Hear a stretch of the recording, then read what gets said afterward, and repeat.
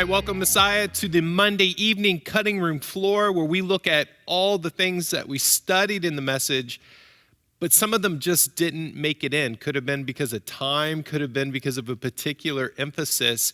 And I was thinking this week, because we're coming to the end of the series, Punch Fear in the Face, and there's a whole lot of stuff that hit the cutting room floor. Because if we're being honest, fear is a part of our life. But one of the stories that I wanted to tell and just didn't have a chance on Sunday had to do with the question that we asked on Sunday. And the question was this: what unexpected gift have you received that left you with overwhelming joy? What unexpected gift just overwhelmed you? And personally, I remember thinking through this question, and I went back to an early time in ministry when I was a missionary. And we had started our first church. My family had started our first church called Austin City Church in Austin, Texas. And we started with an art gallery that was also a live music venue, a recording studio. And then we were a church. Eventually, a church got started there as well that met on Sunday night. So I spent most of that time running an art gallery and a live music venue, but we were also a church. And all of that took a real toll on me as a pastor, I think.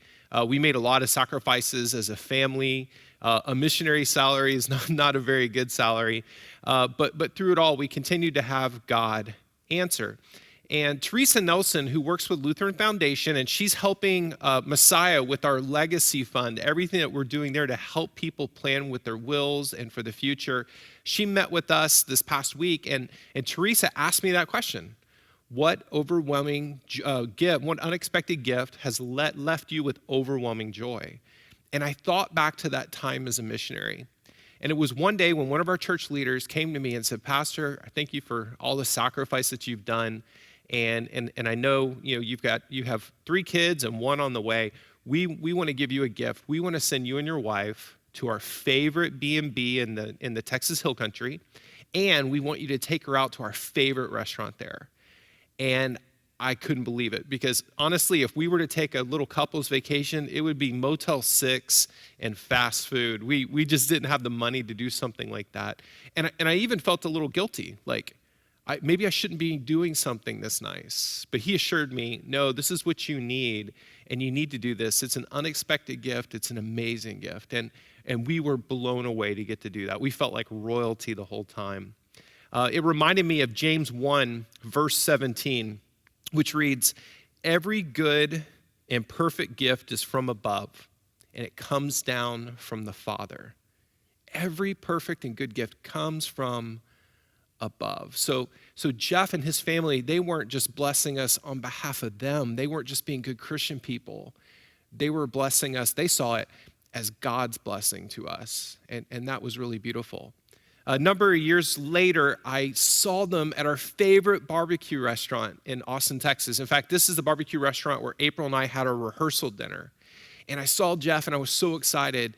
And as we were talking a little bit, I said, "Hey, Jeff, I just want to remind you of that amazing gift you gave to us when we were a young couple with a young family. It just absolutely blew us away. Thank you for doing that for us." And then I said, "I'm doing a little better now.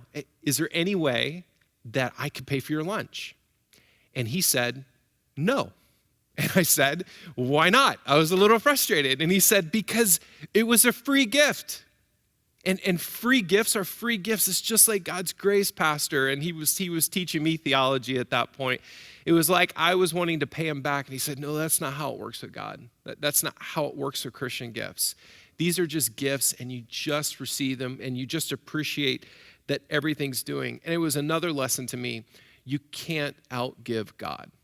And as we come to the end of the 90-day tithing challenge, that's been one of the messages we wanted to share with all of you. You can't outgive God. You can't outgive God. God wants to bless, and he wants to give, and he wants to see us so happy. And I might have been a little frustrated in the moment, but man, it makes me think now how much I love God, and I love the way God works.